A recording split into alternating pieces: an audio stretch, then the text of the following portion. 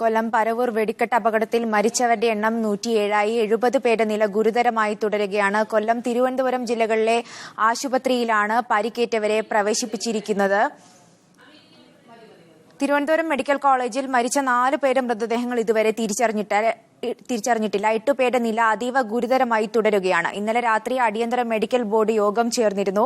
ഡൽഹി എയിംസിലേക്കടക്കം രോഗികളെ മാറ്റുന്നത് സംബന്ധിച്ച് ഇന്ന് തീരുമാനമെടുക്കും. കൂടുതൽ വിവരങ്ങളുമായി തിരുവനന്തപുരം മെഡിക്കൽ കോളേജിൽ നിന്നും റഹീസ് റഷീദ് കൂടെയുണ്ട്. റഹീസ്, രോഗികളെ മാറ്റുന്നത് സംബന്ധിച്ച് എന്ത് തീരുമാനമാണ് എടുത്തിട്ടുള്ളത്? വിദഗ്ധ ചികിത്സ നൽകുന്നത് സംബന്ധിച്ച് എത്രത്തോളം സജ്ജീകരണങ്ങൾ അവിടെ ഒരുക്കിയിട്ടുണ്ട്?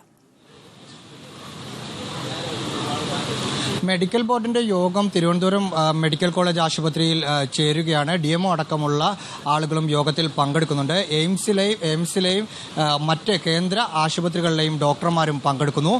യോഗത്തിൽ പ്രധാനമായും ചർച്ച ചെയ്യുന്ന കാര്യം ഇവിടെ നിന്ന് ഗുരുതരമായി പരിക്കേറ്റ ആരെയെങ്കിലും മറ്റ് ആശുപത്രികളിലേക്ക്, പ്രത്യേകിച്ച് ഡൽഹി എയിംസിലേക്കോ കൊച്ചിയിലെ ബേൺ ICU സജീവമായിട്ടുള്ള സ്വകാര്യ ആശുപത്രിയിലേക്കോ മാറ്റണമോ എന്ന കാര്യത്തിലാണ് ചർച്ചകൾ നടക്കുന്നത്. ഇന്നലെയും മെഡിക്കൽ ബോർഡ് യോഗം ചേർന്നിരുന്നു. പക്ഷേ 60% കൂടുതൽ പൊള്ളലേറ്റവരാണ് ഇവിടെ കൂടുതൽ എന്നുള്ളത് കൊണ്ട് തന്നെ മാറ്റേണ്ട എന്നൊരു തീരുമാനത്തിലായിരുന്നു.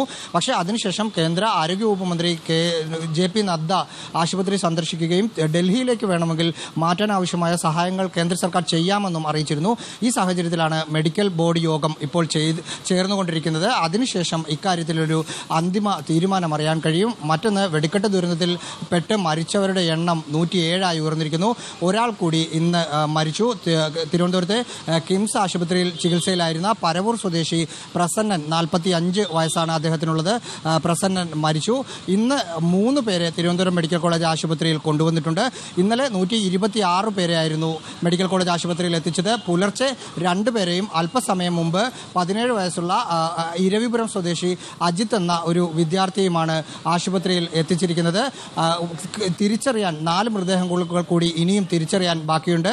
9 പേരെ തിരിച്ചറിഞ്ഞു. അവരുടെ ഇൻക്വസ്റ്റ് നടപടികൾ പൂർത്തിയാക്കിയതിനു ശേഷം ബന്ധുക്കൾക്ക് നൽകിയിട്ടുണ്ട്. 4 പേരെ തിരിച്ചറിയാനുള്ള ശ്രമങ്ങൾ നടക്കുന്നു.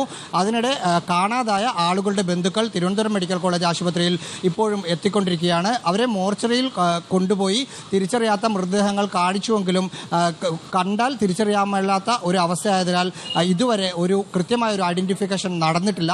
ഇന്നും കൂടി അത്തരത്തിലുള്ള ഒരു പ്രക്രിയ നടത്തിയതിനു ശേഷം ശാസ്ത്രീയ പരിശോധനകൾ നടത്തി മരിച്ചത് ആരാണെന്ന് തിരിച്ചറിയാനുള്ള ഒരു ശ്രമത്തിലാണ് ആശുപത്രി അധികൃതർ.